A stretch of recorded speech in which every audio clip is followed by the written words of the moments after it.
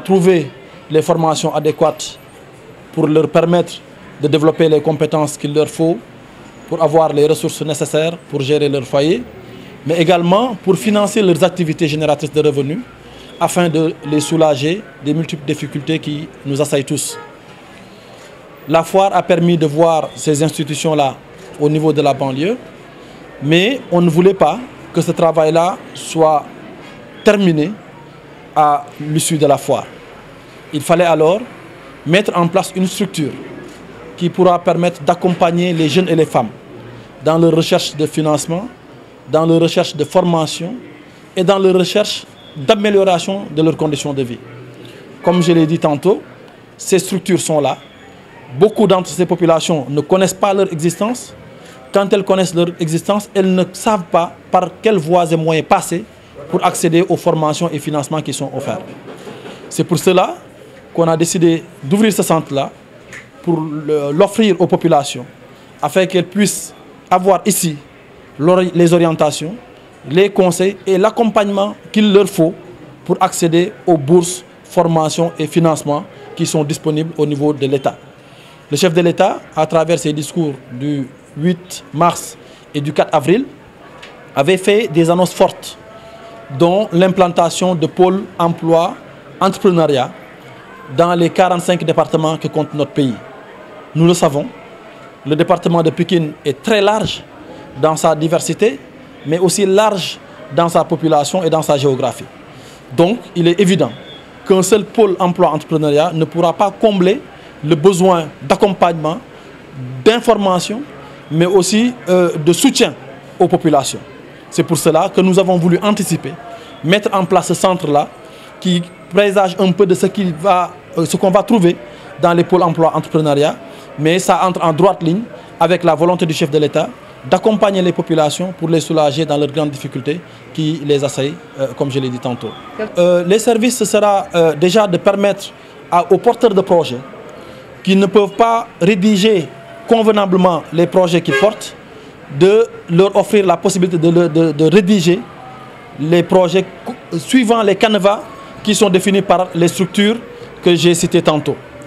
Ensuite, permettre à ce que les dépôts qui sont souvent faits en ligne puissent être faits à partir de ce centre-là. Donc ça veut dire que les demandes de formation, les demandes de bourse, tout comme les demandes de financement seront faites à partir de ce centre-là, par les agents qui seront dédiés à ces tâches-là. Ensuite, nous ferons le suivi pour que ces financements-là puissent venir aux populations, puisqu'elles sont disponibles, ces financements sont disponibles et ont juste pour ambition de satisfaire les populations, il faudrait que alors on mette disons, la courroie de transmission qui permettra de faire venir les financements et de les octroyer aux populations bénéficiaires. Et enfin, de faire le suivi, c'est-à-dire le post-financement. Beaucoup de financements sont partis juste en fumée parce que simplement il a manqué du suivi. Donc le centre également aura des agents qui auront pour vocation de suivre les groupements, de suivre aussi les individuels qui seront bénéficiaires de financement afin que ces financements-là puissent servir à justement des activités réellement génératrices de revenus, mais surtout que ces financements aussi puissent être remboursés quand c'est des prêts. Ça aussi c'est vraiment une faiblesse qu'on a pu constater. On a constaté que beaucoup de structures ont souffert pour atteindre les cibles comme il se devait, parce que simplement il n'y avait pas le suivi qu'il fallait pour faire rembourser les prêts qui ont été contractés. Donc il y aura un amont, c'est-à-dire la conception des projets, le pendant, c'est-à-dire la rédaction et le dépôt des demandes, et ensuite l'aval, c'est-à-dire le suivi qui va suivre l'obtention des financements. Vous savez, nous avons inscrit dans le nom même de notre parti le mot citoyen, ce n'est pas pour rien.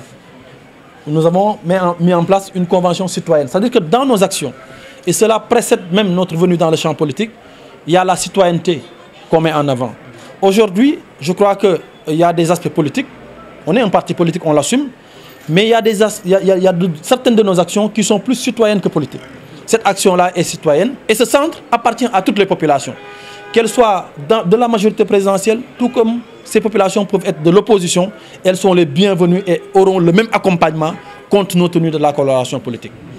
Quand on a décidé de diriger ce centre-là, l'idée a été émise, je pense que mes collaborateurs peuvent en témoigner, de délocaliser le centre, de le mettre en dehors du siège du parti.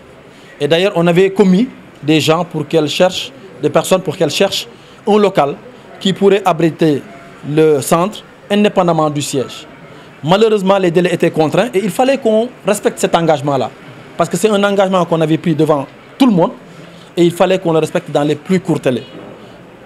Compte tenu de cela, on s'est dit qu'il y a un bureau qu'on peut aménager, qui peut abriter le centre, en attendant qu'on puisse trouver un local peut-être ailleurs. Il n'est pas exclu que dans les prochaines semaines ou dans les prochains mois, que le centre puisse être délocalisé, justement pour qu'on sache que c'est juste un cachet citoyen qui est donné au centre et non pas un cachet politique.